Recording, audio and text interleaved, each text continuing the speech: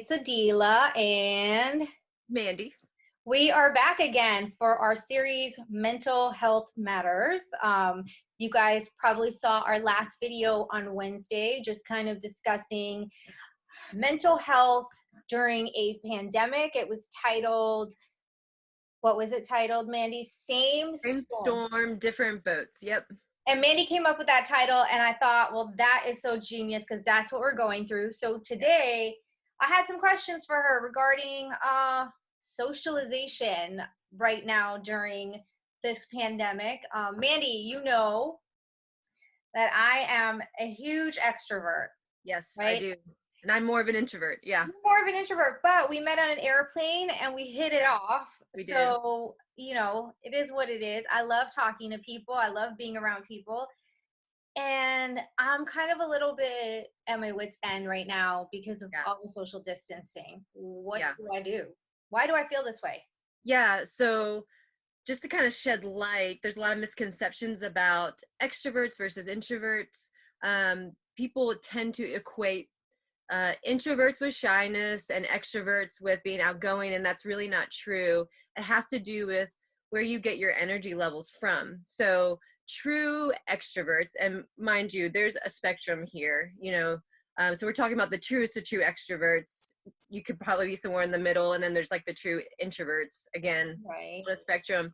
But true extroverts, when they're around people, they get more energy, and they tend to just fill up energy and can basically be around people for a long period of time. And usually when they've not been around people for a while, they notice that their energy levels are really low, and they literally their body will kind of crave, I need some energy, I need to be around people. Introverts, on the other hand, which is more of like myself, I love being around people. I mean, I talk to people for a living. Mm-hmm. However, after about like 3 or 4 hours of being in a group of people, even if I'm enjoying it, I feel drained. And so I'm ready to like go into my pajamas and be home and recharge so that I can be with people again. So that's just kind of the difference between introverts and extroverts. Now, before I answer the rest of your question, AdELA, what do you notice about the types of interactions that give you the most energy? Because I bet you can be around some people and not feel the same as if you're around others. Yeah, there's certain situations, like it's so weird. Maybe times of the year, especially, I feel very drained by people. Around the holidays, for instance, I don't know if it's like everybody's energy is just so different that I feel drained. But I mean, I don't know if this also is the reason why I'm a performer and I do music, because I like being around people. My favorite part of making music is being on stage and just performing and feeling the energy, and like that, like getting off stage is a natural high. Yep. So I love that. And I also gain a lot of energy from being around other creatives. Yes. Yeah. And because that tends to spur more ideas on, right? Yeah, absolutely. And inspire and all of that. And so I think that's the important piece.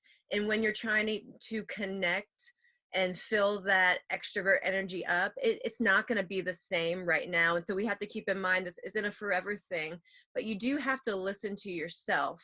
And so you may actually have to get kind of creative with your interactions with people. So doing like virtual calls with friends and with other creatives, that can still kind of leave you feeling even more drained sometimes, or losing your energy, not feeling satisfied is what I was looking for, with the connection, if you're not making an authentic connection. And so what I mean by that is that authenticity and vulnerability in our connections with people who we can be that way with. Okay, so not everybody, but we can be that way with, actually creates a deeper bond, and that releases certain chemicals in our body that really start to juice us, if you will. And so in terms of how do I keep my energy going with other creatives, we used to feed off of each other. Well, you might have to say, hey, I need you to help inspire me. Let's have a authentic talk, you don't have to use those words, Right, but right. let's have a genuine conversation about how we're feeling and what we're doing, and let's pull some things out of each other. So you get real in the grit of it all. Now you're being vulnerable, and that because we all have this innate desire to be seen and known. And so once that happens and you feel that connection, you're going to get that surge of energy and can start feeding off of each other a little bit, and sometimes too, you may have to have some fun with it. If you used to have some like DJ sessions with your friends dancing in your loft or whatever, you might have to make a mock one of those, and like, who cares? Right, Totally make an ass of yourself, but it's going to be fun, and you're doing it with people who you already have really good connections with. right. And I think that's the big piece, is really being intentional about using the online virtual platforms to augment the already deep connections that you have. So, okay, let me ask you this question. Is there a science behind this as far as like just the need to be social? Yeah. So uh, we are literally wired for connection. So there's, in the same part of our brain where the drive for hunger and thirst is, there's also a drive for connection there. If we're experiencing loneliness, hunger, or thirst, it all lights up in the same area, which is really pretty phenomenal. And there's our nervous system that runs through our brain. So the sympathetic, parasympathetic nervous system, there's actually circuitry they have found that lights up when we are having meaningful human interactions and connections. Wow. Yeah, it's really pretty amazing. That's why too, when we're able to hug someone or have physical contact, it releases oxytocin, which is the bonding chemical. That's why mamas will lay babies down on their chest right after they're born, because they want that bonding chemical to happen. So there's literally a physiological need for human connection. I mean, that's just an incredible thing to know, that you need human connection as much as you need food Yeah. and Yeah. water, is what you're Right. saying, to Right. survive. Yep. So we were just, as humans, we are not meant to be solitary at all. What I mean, we're so we're mammals, if you will. We're pack Right. animals. Right. So we're meant to be together. We're meant to have that sense of belonging within a community. That just like blew my mind on a whole different level, right? Yeah. Because Yeah. you realize survival, you understand that we need to breathe, we need to eat, we need, Right. I mean, we don't really even need shelter, but like, just to know that we need that level of connection and level, sense of community, it Yeah. kind of makes you think on like such a bigger level, right? So Right. it makes you think like, oh, man, that person on the street Mm-hmm. that is alone Yeah. and just trying to survive, Yeah. they're missing that. Like, yes, like the first thing we look at is you don't have a home and you don't have food, and Right. but they're also missing this whole third element that we didn't know. Yeah, absolutely. And that's why, like, one of the worst punishments that we can get is solitary confinement. And even, aside from that, people who do live alone maybe are alone a lot of times, um, you know, will often have pets. And interesting fact about that is that uh, there's research on dogs specifically. I'm assuming other similar animals, it's the same thing, Right. but I haven't looked into the research on that. But when they see their owner, they actually release oxytocin in their body. And when you see your pet, the same thing happens. And so that's that bonding chemical. So even if you don't always have somebody, as long as if you have a family, when Being, pets are family, that right. also Except helps cats, with I don't connection. know. What'd you say? I said except for cats, I'm not sure about Oh, cats. right, right. But like, you're here to serve me. Yeah, very true. Well, we'll keep that opinion. Right. I'm gonna get beat up on YouTube for the cat opinion. But so okay, with that being said, like, it's a very social media driven world. It's a very digital world, which for creatives like myself, I'm very fortunate for it Yeah. because you know, I have fans that I discover all the time that discover me from Yeah. all over the world, places that I've never been, and if it wasn't for social media, I wouldn't have that opportunity. But is social media taking away from that physical socializing? Mm, And if it is it a good substitute? Is it an okay right. substitute? Is it taking us kind of where we shouldn't be? Yeah. So yes and no. um, Social media definitely has its positives and its negatives. Um, if you don't have, well, if you have meaningful connections, meaningful relationships, I'm going to put it that way, with people, social media becomes a great way to augment that. It's like an enhancer. It's a way to remind you of that connection that you already have and can help build off of it. However, if people are using social media as their form of connection, that Right. that creates a problem, because in our biology and our wiring, we have this need to be accepted and to belong. And so now you're seeing, your social media world through your perception, and the pitfall can be having a negative self-evaluation based off of how many friends you do or don't have on Right. social media, what followers you do or don't have. It can really kind of shake your sense of self and self-worth if you're getting your needs met just through social media instead of a way to just kind of already enhance what you already have. Right. Does that And make sense? I mean, and I see it in the music business a lot where Yeah. it's you know, you see on social media, I feel like we are not posting our very worst days.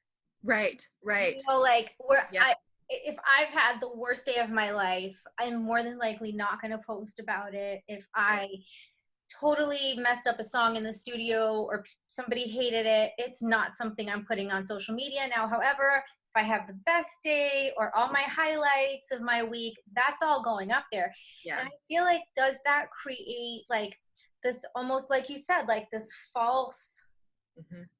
security, because all we're doing is watching those numbers. Right. Well, and it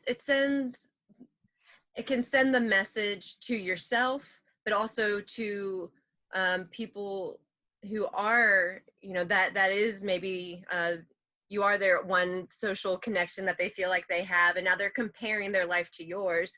That Right. it's okay to have bad days, or that it's not normal to, have a bad hair day, or for your voice to crack, or whatever it may be, when that's actually being human and a part of a very important process, um, with creatives, and just with relating to others as human beings in general. So it sends the message that you have to look, be, and act a certain way to be acceptable, which then it becomes very shaming.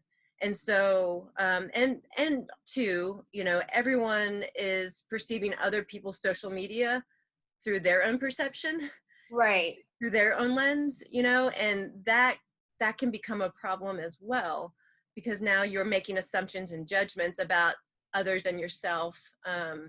So my wish as a therapist, right, is that we would just be as authentic and vulnerable as we can be. But the thing about that is that is scary, and it's risky, and Yes, it's terrifying. it is. It is. And so, but that's, if you think about it, it's how you don't lose your sense of self. Right. But you Yeah. have to be willing to like put it all out there and not care what anybody thinks. So that's a little impossible. Okay, fair. That this is getting better. Okay, that's a little impossible. It's caring about what the right people think. Yeah. The, Okay. the people who it's going to matter 5 years from now that you still have a relationship with, the people who are meaningful to you, you care about what those people think. Right. Absolutely. Yeah. So, I mean, okay, so we need balance, is what you're saying, in Yeah. both our social life and our digital social life. We need to be authentic and genuine with our connections with those meaningful people. Okay, we need to be authentic and genuine, and and balance is like the word here. Yeah, balance is the key. So I had a few other questions. So with socialization, and it kind of goes back into my digital question, does proximity matter? Like physical proximity. Yeah. So over long periods of time, there's lots of evidence and science behind lack of physical touch can make people feel more stressed and depressed. And it's just, you can even feel it, even if you're not a big hugger, you don't hug your friends or whatever. There's a level of intimacy that happens from the physical presence of being around someone. And that really, helps with the quality of your relationships. You can feel their energy, you can sense their tone better, you can pick up on body language, you can you can make that eye contact that is bonding, without having this digital barrier that's there, where you feel connected, but there's still a level of disconnect because there's a boundary there. So it does affect us. And I guess like that's why, like, when we're scared, we reach for someone. When we're happy, we hug. When we're sad, we hug. You pat people on the back just to kind of show them like, hey, you're doing a good job. So physical touch, socialization. I think that's it for today. Yeah. One thing that I wanted to share with all your creatives is my sign. I don't know if y'all can read it. I can read it. I love it. Creativity takes courage. So in this quest to maintain your creativity, even though things are stressful, it's going to really require that you're just very courageously accepting of your emotional process in this, of speaking up to your friends about what you need. If that's, hey, I need some inspiration, help me dig it out, and not pretending like you got to have it all together, because our emotional needs being met is going to lead to better creativity. I can agree there. Yeah, I can agree. Like, it's, if you're creativity takes courage. Creativity takes courage. If you're having a great day, just in general, and you're happy and you feel loved and self-assured and self-confident, it makes the biggest difference in your creative process. Yep. It's like, so if you can, a block. So if you're able to acknowledge the difficult feelings, the anxiety, maybe the pressure, the fear, whatever it is, and accept that that is a normal feeling and open up in a way that helps you move through it, then you're going to be back online cognitively, you're going to be back online creatively. But a lot of creative blocks, if you will, come from not accepting their feelings, therefore suppressing them. And so truly vulnerability, which is one of the most courageous things that you can do because it's scary and risky at times, is going to lead to the most creativity. Well, we're going to take that advice. And I hate to do this to you, but I would love to continue this conversation in another video and discuss body. What is the word I'm looking for? Body image stuff? Body image stuff. Yeah. Because you touched on it for like a split second. Yeah. And I was like, this is a big thing. So maybe next week we can get together and talk about body image. Would love it. Absolutely. Okay. Well, thank you, Mandy. Thank you, AdELA. Thank you guys for watching. It's always good talking with you all. Yes. Follow us at AdELA and Mandy, and hit us in the DM. I'm at AdELA Music, and Mandy, your social media is at Peace of Mind, LPC. All right. Bye, guys. Bye.